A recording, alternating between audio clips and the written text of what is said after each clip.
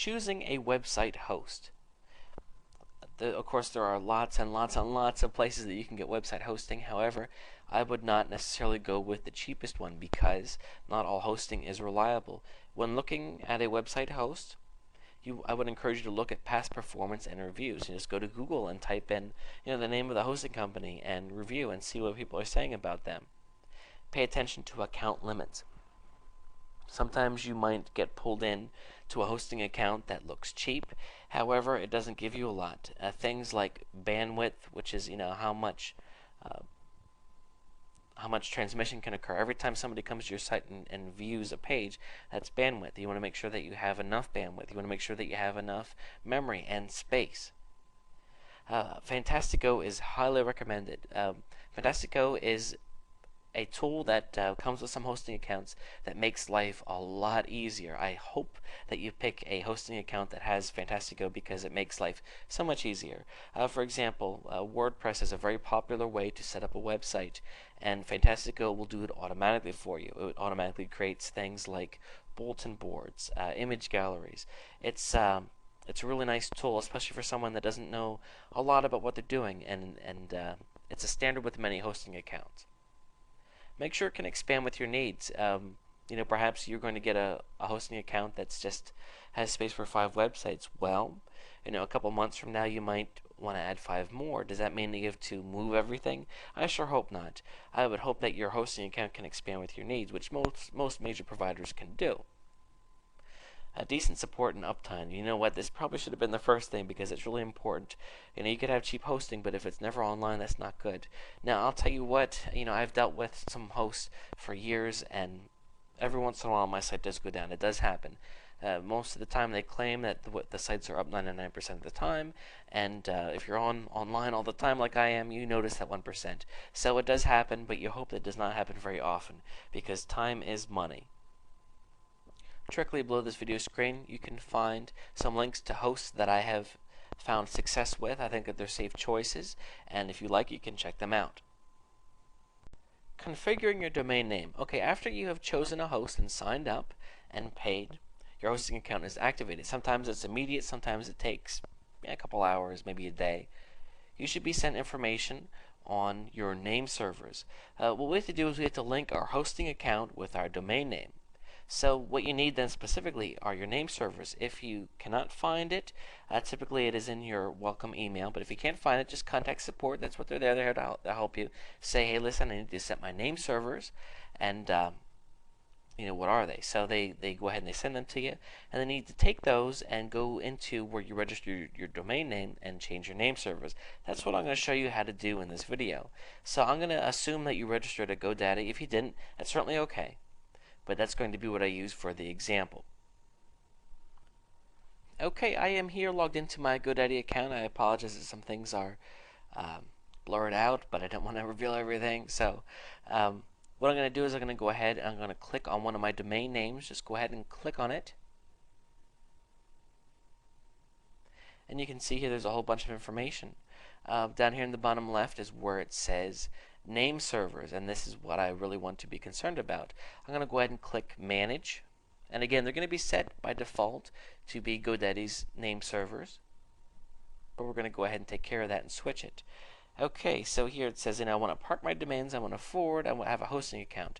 I have a hosting account. I host my domains with another provider. That's actually what we want. So go ahead and select that, and then right here is where you put your name server information. So what do name servers look like? Well, they're going to look something like this. It's going to be typically it's NS1, and then name of name server, like that, and then NS2, name of name server, and there's typically going to be 2 of them, and you just put them in there, 1 and 2. Now it might not necessarily be NS1, it could be something else, but there's going to be 2 of them. That's the important thing. Okay, and then once you have that set, you just hit OK, and then it's going to say your name servers have been set, and then you're going to be good to go. Now please note, this is not going to happen immediately. There's going to be a delay. it needs to propagate through the internet and all this crazy stuff. So, you set it, and then you go and you say, hey, it's not working. It's because it's going to take time. So I would give it at least a day, if not two, before you start contacting people saying, hey, listen, I messed up. So if it doesn't work out for you, contact your host because they're going to help you get it straight. Tell them what you did. Maybe they would even be nice enough to do it for you. But again, you just take the name server information that they provided you with, and you go into your host, and then if you didn't use, you go into your registrar, and if you did not use GoDaddy, just look and see, how to change the name server, and then it's just those two lines that you need to plug in, and then you're good to go. But please remember that it does take time. Okay, so once that's set, then it's time to go on, and we're going to just take a further look at what a hosting account looks like and some of the things that you should know from your hosting account. Understanding cPanel. I wanted to talk a bit about cPanel. Depending on what host you go with, you may or may not have cPanel. cPanel is probably the most common web interface. Your hosting account is going to have management software to help run your host. So think of it kind of like, if you have a Windows computer. Windows, of course, is your operating system. That's essentially what cPanel is. So I just wanted to take a few videos and share some things about cPanel with you on how to do some things. The hosts that I recommended that you use, that just a couple that I threw out to you, they all use cPanel. So if you want things to be as easy as possible, go with them. Of course, if you don't have cPanel, you have something that's similar to cPanel, and you can still watch his videos and take something from it because, of course, they're going to be similar. Okay, here I am. I am logged into the cPanel of one of my hosting accounts. I just wanted to go through the most common things that I think that you should know. One of the really nice things about cPanel is that there are actual video tutorials. So even though I am a starting point for you, you can go through and view these as well, done by cPanel themselves, which is actually really cool. They didn't have to do that, and they did, so that's nice. Okay, so let's go ahead and start here. Email accounts. This is where we can set up the email accounts for the host. What this means is that for every host, every account that you can have email accounts underneath it.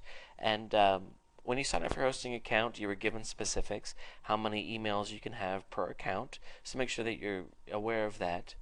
But let's say you can create your emails to be whatever you want. So it could be your name, and then you create your password, and bam, you have an account. And that's it. Once your accounts are on here, then you can go to webmail to check them, or you can set it up that you can grab them through Outlook Express, or your whatever mail program that you already use, you can take from that. Of course, if you have your own business, you want to have an email account that's on your site, of course, and that's how you do that right there. Spam Assassin, those are your spam settings for your mail accounts. You can also set up forwarders, meaning two different things. With this, it just means that you can go ahead and if somebody sends you mail to your account that you created, you can go ahead and have it forward somewhere else. You can even have it forward to an email account that is off the site. So that's also really cool. You can set autoresponders for your email too. If somebody writes to you, that you have something right back to them. Okay, let's move down here. File Manager. This is actually really important. If you ever wanted to upload files or pull files down from it, you can do it this way. We're going to talk in the next video about FTP, a way to upload things a lot easier. But let's just say, for this sake, if you wanted to do it this way, here we go. And it goes ahead and it shows you all the files, and from here you can download files, you can edit files, all different kinds of things. Kind of like similar to Windows File Manager. You can look at your disk space usage. You can also create FTP accounts. Logs. This is helpful stuff. You can take a look at the latest people that have been to your site. I like to use AW Stats because this is a really nice stats program. This is a domain that I really don't use, so there's not going to be many people that have came here. You can see I started it with good intentions but didn't really do anything with it. But you can go ahead and these stats break things down. You can see how people found your site, and how long they were on each page, and how many people came on what day. It's pretty cool stuff. and certainly important if you want to study, how well your site is performing and where people came from, and of course why. You can also download your stats to analyze them in an external program. You can also password protect things. We can create subdomains, add-on domains, redirects. If your hosting account came with databases, here is the MySQL database, which is really important. And then we have software here. Oftentimes, even if you don't have Fantastico, which this account actually doesn't, even though I told you you need it, how about that? Here we can do things like set up a clock or a guest book.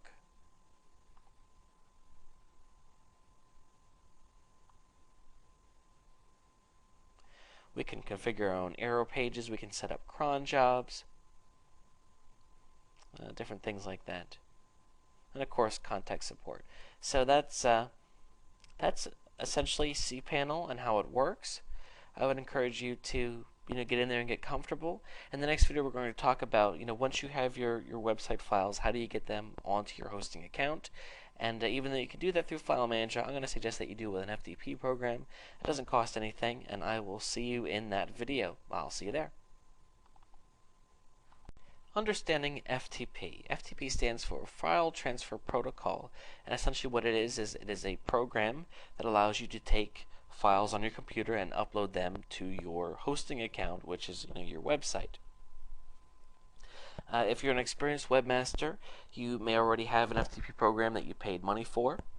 QtFTP is the most popular, and I use that, but I also use a program called FileZilla, which is free, and I can certainly recommend it because it's really nice, especially for being free. But don't let that fool you, because it actually has a lot going for it. You can download it here at this location, and I'm going to go ahead and show you how to take files from your computer and upload them to your hosting account through FileZilla. Now, in the later videos, we're going to talk about how to actually create the files. So for the time being, you're going to have to pretend that you already have the files, or come back to this video later once you have them. So let's go ahead and open up FileZilla. Once you download it and install it, it's a pretty painless procedure. Once you have it, I'm going to show you what to do. Okay, so here we are. I have FileZilla opened up, and basically what's going to happen here is there are going to be two windows. The one is my computer, and the other is going to be our host. And what we need to do is we need to transfer the files from one to the other. So the first thing I want to do is go ahead and find whatever files I want to upload to my website. I find them on my actual computer. And there they are. Let's pretend those are the ones that I want. And then I'm going to go ahead and enter my information here that you should have from your hosting account, which would be, of course, your domain name, and then your username and password, whatever you need to be able to access your account. So I'm going to go ahead and connect to one of my hosting accounts.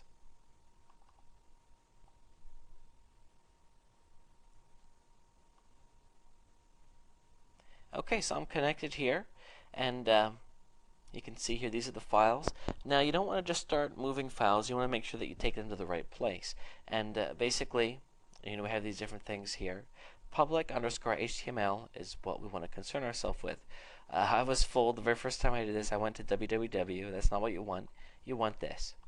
I'm going to go ahead and double click that, and there we can see all the files that I already have on there. Which, if it's a new account, it might be blank.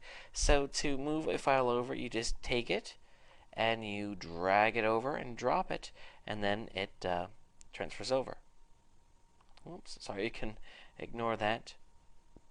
So it transfers over. So of course you can highlight multiple ones or even folders, and then move it over, and then it just goes over. You can also take it, and it works the other way. You can move files from your website back over to your computer. So what will happen then is, we'll move them, and we can take these files on our computer and then edit them with an HTML editor, which we're going to cover in just a minute. And that's basically how it works. And FTP is not hard. This is a great way to update and change your site.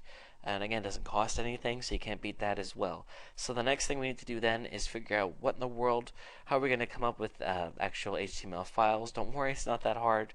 We're going to go ahead and start at the beginning with that too. So that's how FTP works, and I will see you in the next series of videos to talk about how to create some basic web page files. I'll see you there. Tool number 4, basic HTML skills. Now we are ready to start creating actual pages that we were going to upload onto our hosting account that can be used to sell things. Don't worry, it is not that hard. We're going to take things, a step at a time. This is by no means going to be an exhaustive course on HTML. It's going to teach you the basics. So let's go ahead then and get started. Of course, you'll also want to refer to the accompanying book that'll also have the code, a bit more laid out. HTML is, it's a coding language, but I don't want that to scare anyone because actually it's very, very simple. Most of HTML is going to be just, whatever text appears on your site. We just need a few tags to help separate, what is going to happen with words on the page. And we're actually going to use an editor that, again, is free, that has the ability to display what you see is what you get, which means that we're not going to have to sit down and write all this complex code. We're going to be able to edit things as a web page would look. So that might not make any sense, but bear with me and open up the next video and you will see what I mean and how easy this really will be. I'll see you there. Getting started with the HTML editor, I wanted to talk a bit about how web pages look. Essentially, let's just take a look at an example here. I'm just going to go to Google and randomly pick a site. Okay, how to train a dog. This is how the site looks. To you, however, this page is actually made up of something called HTML, which is actually code for web pages. And this is what the code looks like, okay? So you can see here that there's some stuff here, some gibberish, I guess you could say, and then we have the text that you see in the page, but then there's these tags that tell the web browser what it is. For example, this P here stands for paragraph, and that lets the web browser know that this is a paragraph, or H1 that lets the browser know that this is a header. So, like a professional dog trainer, if we go back to the page here, you can see that this part is bigger because this is the header. So the reason that all these words look the way that they do, of course we have some bullets here and images and all that stuff. The way that the browser puts it all together is by looking at some code that's in there. So what we need to do is we need to get an editor because, of course, I don't expect you to sit down and start writing code from scratch like this. Fortunately, there are tools known as HTML editors where you can look at the page like this rather than looking at it like the crazy code. You can actually get to see both, so that way as you change the code you can see how it looks, and that makes creating web pages and editing web pages a heck of a lot easier. In fact, it's not really that hard at all. So the most popular editing program is Dreamweaver, Adobe Dreamweaver, and it is excellent. That's what I use. However, it does cost quite a bit of money. So what I want to suggest to you is that you pick up a really nice free program that I've also used called Composer. It's available at composer.net. You just go there, and again, this is free software, and download it and install it. Now, if you do have Adobe, if you do have any other different kind of program, that's okay. The gist is going to be the same, but if not, go ahead and grab this. This is what I'm going to use in the following videos to demonstrate some basic HTML skills. I'll see you in the next video when we start to talk about how to construct a page. I'll see you there. Creating a basic page. Okay, creating a basic page is not that hard. I have Composer open on my laptop here. So what I want to show you is the way that it works, as do most decent editors. They show you the coding for the page, but they also show you exactly what the page would look like online. So there's a couple different ways that you can get started. Perhaps some of you will purchase a site from someone, or maybe a landing page, and then what you can do is you can tweak it in this editor, or maybe you're going to start from scratch. That either way is okay. Basically, the layout of a page, it starts with this line here. This basically just lets the world know that this is a web page. This HTML here, and again, all this information is also in the book as well.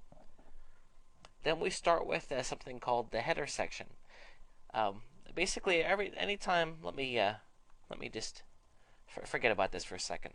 Whenever a tag occurs, it starts and ends. So let's say, for example, I want to create a paragraph. Well, I start, that's the paragraph tag right there. It starts with that, and then I have my text there within the paragraph, and then I need to close the paragraph. So that's it. Right there, that's a paragraph. So the same principle occurs on the whole page here. We see the very first tag is the HTML tag that starts the page. It also ends the page. Okay? So that lets the internet know, hey, this is a web page. Next, we have two sections to the page, the head section and the body section. The head section is where we have a chance to tell the search engines what our page is about. When a person, a human, comes and sees the page, they do not see the head, just the search engine. So this is a very important thing to do because, of course, it's very important that we explain to the search engines what our pages are about. Then between the body here, this is where we have a chance to write our page. So you can see here that I wrote, hi, this is my web page. I go here to preview, and hey, look, there it is. Note, you don't see any of this header stuff. It's simply not there. So that is the basic layout of a page. Now, of course, there are tons and tons and tons of tags. How in the world do you go from something like that to something like this? Something like this, of course, is made up of quite a bit of code. Let's take a look at this code. Okay, so it starts off again with the HTML, and then we have the head section. Now this information here, this is style information. It's a bit more complicated. We're not going to worry about any of that right now. Scroll down here. These are meta tags. We're going to talk about those in a later video. And then we get to the body. So again, all this stuff here, information that the person is not going to see, but it is important to the actual page. Here's the body. Okay? So this is where all the content is. Now, you might be saying, what is all this stuff with the tables? Essentially, a table is when things are sectored off, like here. This is a table here. It has 3 columns, maybe a little similar to a spreadsheet table. I guess I can make that correlation. Here's a column, and here's a column, and here's a column. How does this all get sectored off? Oh, it's done in the coding. Again, that's a bit more advanced and not something that we're going to be doing. I'm just, just showing you how all this works. So, if you're looking at this and your head spinning around and around and around, one thing you can do is you can pay somebody to create a website for you, to promote your affiliate offer, or you can just purchase what's known as a landing page. You don't need to have some big fancy website. Maybe you can just have your website just be one page, and that's certainly okay. But I want you to understand how to make simple edits on your page, because you want to be able to do that. You want to be able to put in your affiliate link and all that kind of good stuff. And that's why, we're talking about what we're talking about.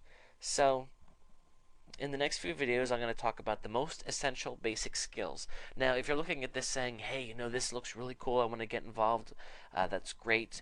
These videos are a starting point, but I would highly suggest that you go out and purchase a book on HTML.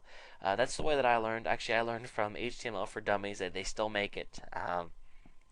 Because honestly, it's a really good thing for somebody starting at the beginning, because it's of course all the information is online too, but I found it difficult to try to build my site and then go back and forth to the teaching materials, whereas I had the book sitting next to my computer and I was able to reference it whenever I wanted. It just made life a little bit more easier for me, so that's why I'm suggesting it to you as well. So again, you can get around this by paying someone to design things for you, but it is really smart to have the basic skills under your belt, which is what we're going to talk about in the next few videos. I'll see you there. One of the most basic things that you need to know how to do is how to add a link and anchor text. Now, what actually is anchor text? Well, let's go ahead and go back to our example here. As you know from surfing the web, when something is blue and underlined, that kind of signals to us that it can be clicked on. It's actually a link. And what happens is we need to specify in the web page 2 different things. We need to specify, when somebody clicks the link, where is it going to take you? And also, what does the link say? So that's what we're talking about. When I click on this, I am not taken to a place on the net called puppy training. I am taken to this page right here. So how did the website know to do that? Well, it's in the coding. So that breaks down to 2 things. Of course, we have our link, and then the the text that appears that's clickable, that is known as anchor text. Anchor text is actually really important because it tells the search engines what the page is about. It also tells the visitors too, because for example, if I'm looking to learn more about puppy training, obviously this is where I want to click. So whatever anchor text you use to create a link, that's going to send the signal directly to the search engines that that is what that page is about. So let's say, for example, that you want to rank for the phrase best puppy food. Well, then, of course, you want to make sure that you use that text in your link, and that's how that works. So how, of course, do you do that? Well, I'm going to give you the code here. This here, the ahref equals, and I'm sorry, this should actually be in quotes here, quotes, http, backslash, and then whatever your link is, and then there should be a quote right there, and then that, and then this is the anchor text right here. So again, we have the link, and then we have the anchor text. So let me go ahead with a live example. This right here, that's the beginning of my web page. I'm going to go ahead and put a break in here. BR creates a page break. I'm going to create another one. And then what we'll have here, just make some room so you can see this, is I'm going to create a link. I'm going to start off with a href equals, and then the link's going to be in quotes. I need to have the address with all that good stuff there. Google, I'm going to go ahead and link to Google, like they need any more links, right? And then I'm going to close it with that. And then I have my anchor text. Visit Google's official site here, okay? And then I need to end the anchor text by doing this code here. And again, this is also in the book too, and make life a little bit easier for you. Okay, so now let's see what that looks like by going down here and hitting preview. Okay, look at that. This is clickable, and if I click on that, I am taken to Google's website. So pretty cool, pretty easy, huh? So that is basically how you make a link, and that's the text. And this is really important because not only for your web page, but you may, if you write an article, get into article marketing, you're going to have to know how to create links. If you create your own blog, it's something that you need to know how to do. So there you go. It's not really that hard.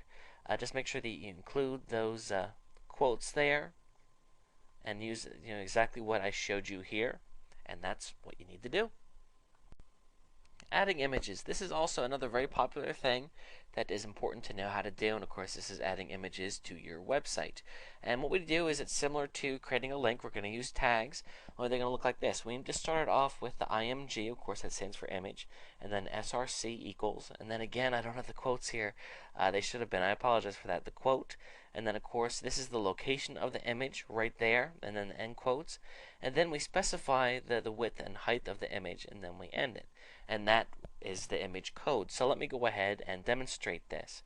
I'm going to go ahead and put an image in here. I'm going to add another break and another break just to create some line space. I'm going to start it with the img space src equals, and then the quote, and then the location of my image, which actually, yeah, right there. And then I'm going to have quote again. I know that that's long. Okay, and then I end it like that. Okay, let's see what that looks like. There we go. Look, there's the image. It came right in. Now we can also, of course, when the search engines look, they don't view the image. They just read what the image is. We can also add what is known as the alt tag, where we can write what it's about. So I could put dog obedience training. That could be a description of what the image is. Okay?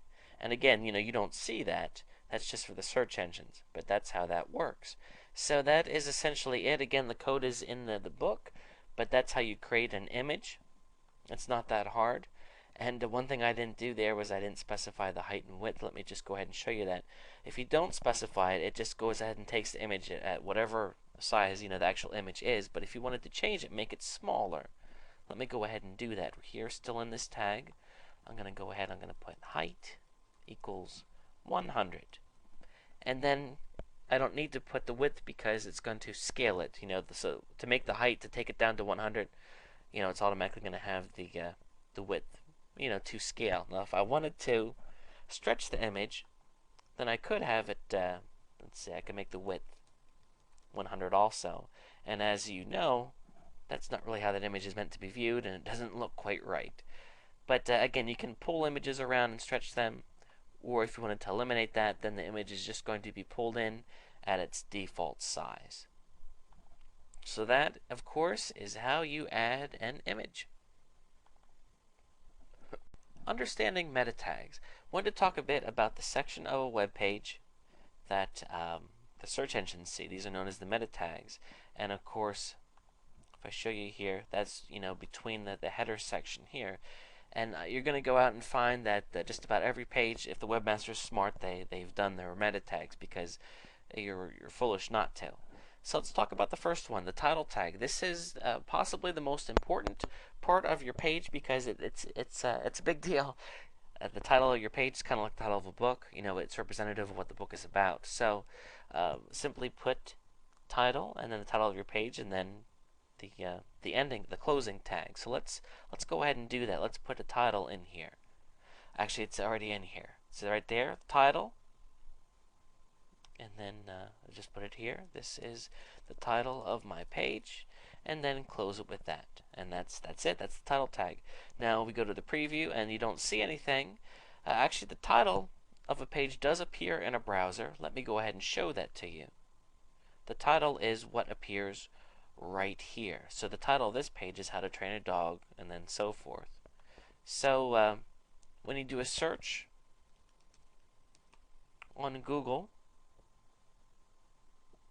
oftentimes, not always, but oftentimes, what comes up here is the title of the page. So there you go. Title certainly is important. Okay, moving on. Let's see here. Description meta tag. This is also important, not as important as the title, but still important. This is a chance for us to describe what the page is about. And this is the code that you use. Meta name equals description, content equals information on dog training includes help with barking. That was the description that I went ahead with. So what I would do is I would just take that, copy it, and then paste it right into my page, which could be, I could have it be right here. Keywords meta tag. This is also another chance for us to tell the search engines the keywords that are important in this page. Oftentimes, if you're trying to rank for a keyword phrase, you certainly want to make sure that you put them in here. The coding, again, is just meta name equals keywords, content equals dog training tips, dog training information, and whatever else is relevant. Now, back in the good old days, people used to keyword stuff, meaning that they would put about a bazillion keywords in here, and that trick doesn't work anymore. In fact, it can hurt you. What I would suggest you do is not go crazy and just have 5 to 10 keywords in there that describe your site. You don't have to do it. Some people even say it doesn't really count that much anymore. So that's something that I guess you could argue with people about. But I do it because I think that it's not going to hurt as long as you don't overdo it. Okay, the robots meta tag is also something that you see a lot of. Basically, what this does is it's used to tell a page if you don't want the search engines to index your page. So let's say, for example, that you have a page that's private that you don't want the search engines to be pulling up. You would create this tag here. There is also a way to make this tag, change this tag so they know to follow, but the default is that they will follow, so you don't actually need it. So this actually isn't that important of a tag, but I wanted to include it just to include it. So that's the meta section, the basic gist of it. And you should now have an understanding of how website works. Now,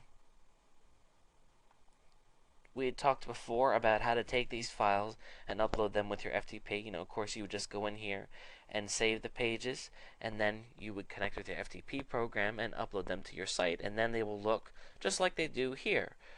Pretty cool, huh?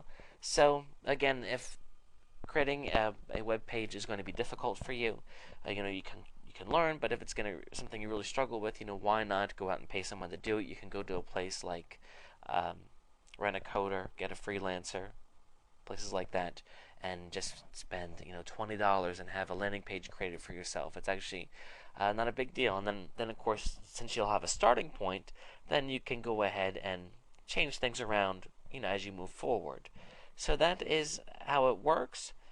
I hope that it makes sense, and I hope that it encourages you to go out and learn more about how to code HTML. It's really not that difficult. Tool number 5, developing a marketing mindset. Before I cut you loose, I wanted to just spend a little bit of time about talking about getting in the right mindset. You picked up this video series because you're new to marketing, and I just think that it's very helpful for someone new to know a couple things about this industry, because this industry is quite a bit different than other things. I'm sure that many of you have jobs and you're used to working 9 to 5, sitting down at a desk or whatever. And internet marketing is a bit different because you don't have a boss standing over you. Um, you're not working with a team a lot of times. You're working on your own.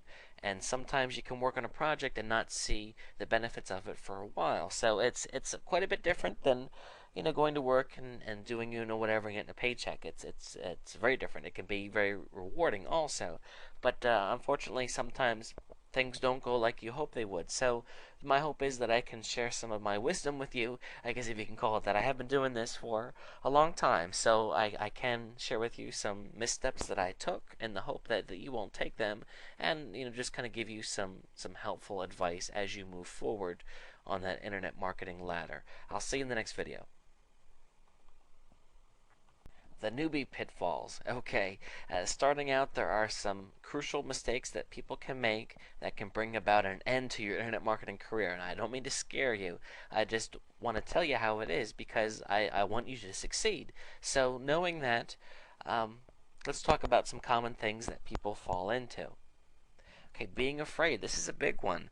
Maybe you've worked in a job all your life and you've always taken orders from somebody. Well, now the tables have turned and you are 100% responsible for your success doing this, and people are afraid to do it. They don't believe it themselves. They think that maybe they don't have what it takes, and you couldn't be more wrong. You totally have what it takes.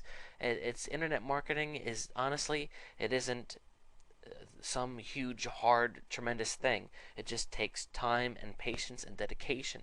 And you get out there and you start doing something, and just because it doesn't make you rich overnight does not mean that you should stop. So you need to believe in yourself, and you need to get off your chair and just go for it. Another problem is people can jump from one thing to the next. If you get any type of internet marketing emails in your inbox, you probably notice that a lot of them have a great deal of hype in them. They're always talking about the new greatest thing and how to make tons of money. And I'm not saying that that's not the case, but I will say that it is very common for people to purchase a product with the best intentions of seeing it through and becoming successful, and they take a couple steps and then something else comes out, and instead of seeing through what they started, they go on to the next thing, which sounds like an even better way to make money. And the thing is, you're going to end up starting a lot of projects and never finishing any, which means that you are throwing money away. So just be really careful. Now in the beginning, it is certainly okay to spend some time looking around and trying to figure out, early in the series we talked about the many different avenues that you can go when getting involved in internet marketing, and that's certainly okay. But once you get a feel for what you want to try, pick one and really stick with it. Stick with it at least until you're making some money, and then you can decide if you want to stick with it some more. Analysis paralysis, or however you even write that. The gist of this is that sometimes people really want to make things perfect, and internet marketing is not about being perfect. It is about getting something out there and looking at it and saying, how can I make it better? Some people, they just take way too much time planning things out and never take enough, don't spend enough time taking action. You just need to get out there and do it. And I'm not saying that you should jump into anything because, of course, you want to take the time to learn things and make smart decisions. But just be careful that you don't spend too much time thinking about things, and make sure that you dedicate time to actually do things. Running out of money early, you need to stick to a budget.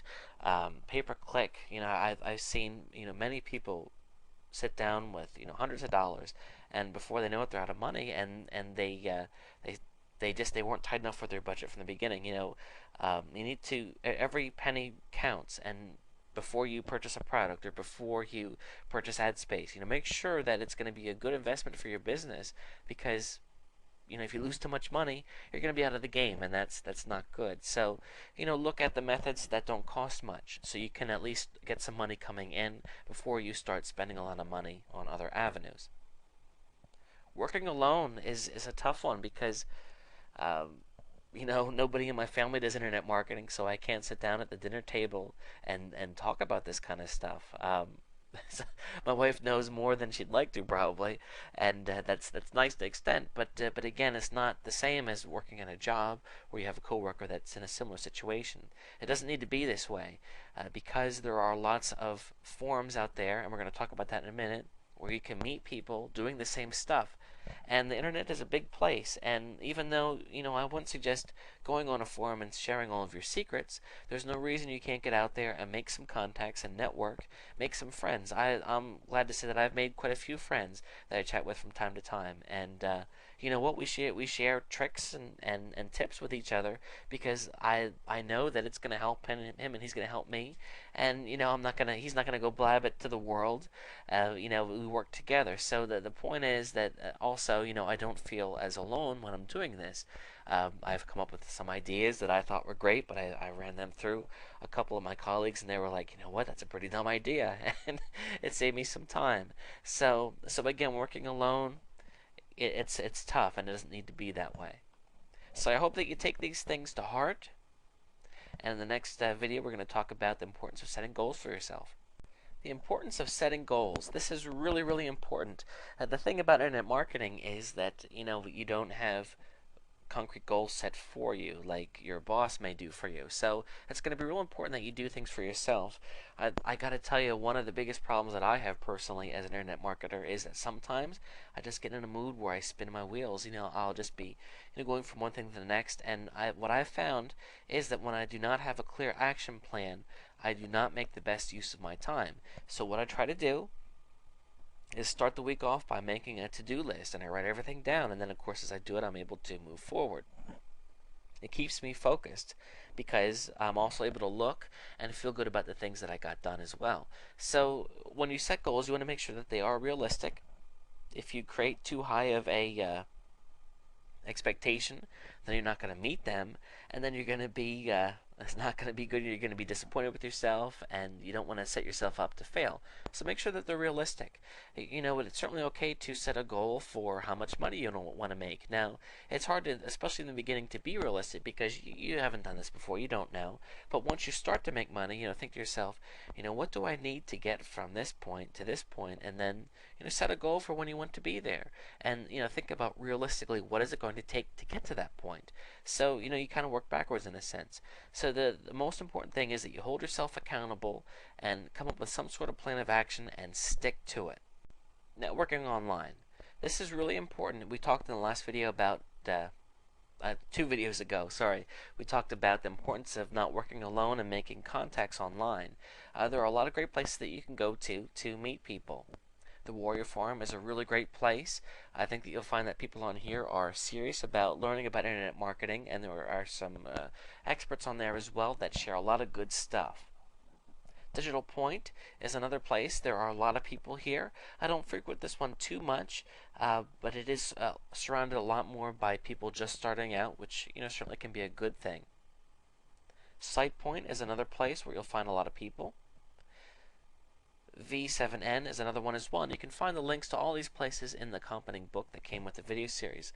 One bit of caution, you'll find a lot of people promoting internet marketing products on these sites, and just be careful because there certainly are things out there that will make you money and work for you, but there are things that people out there that are less than honest too. So just be careful because unfortunately there are some people that have less than good intentions on places. So look for things like reviews. No, somebody's selling something. Are the people saying that it's good, or they never heard of it? Is this person credible? Things like that. But just go on there and start sharing. Don't be afraid to ask questions, and as you move forward, answer other people's questions. And then if you see people doing things similar to you, you can private message them and start to chat with them. I've made my friends by talking to them through instant messenger after I've conversed with them a bit on the forums. So, and that's why I find the relationship really builds when you start talking to people like that. So that's how that works. And I think that you'll find that if you reach out, a lot of other people are very receptive and they're looking for the same thing as you too. So there's nothing wrong with a few people working together to head towards success. Rinse and repeat. Uh, as you're doing marketing, it is super, super important to make sure that you're tracking what you're doing so you can, really figure out what's making you money and what's losing you money.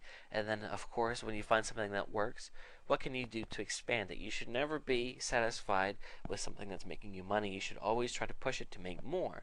One thing is, how can I scale this? If I write one article that makes me these sales, what can I do to expand upon this? Can I write other articles on the same topic, or can I develop a site on this topic, or can I start pay-per-click on this topic? There's always ways to make more money. And then, of course, if you have a site that's doing well with sales, what can I do? Can I change the ad copy to make more sales? Can I build a list to market to people over time? Just the thing is that you want to also make sure that you are trimming things away that aren't working for you as well. Um, you know, Sometimes I find it hard to abandon a project that hasn't made me money, but I need to look at things realistically. And if I've worked really hard and it just doesn't seem like it's going to work out, then it's pointless for me to spend more time or money trying to turn it around when it's something that can't be turned around. So you want to be as objective as you can while still giving it the old college try. So that's basically the thing of marketing. It's an ongoing process. It's something that you always want to dedicate towards making yourself do better. Okay, well, that's about it. I hope that you've enjoyed this video series, and I hope that you'll get out there and you'll start diving in, because I gotta tell you, um, the big difference in succeeding in internet marketing is not how much you know when you start out. Everyone has to start out somewhere. It's that people, they take an interest, but then they don't see it through, and then of course you're not going to make money. The thing is, you got to get out there and you got to try. And if you try something and it doesn't work, you got to pick yourself up, figure out what went wrong, and try again. That is the difference between making a go of it and making a no-show of it. So I highly encourage you to take action. Take some time and dive more into the topics that I introduced you to today, and take those basic skills and move forward. So start that climb towards success, and I'll see you at the top.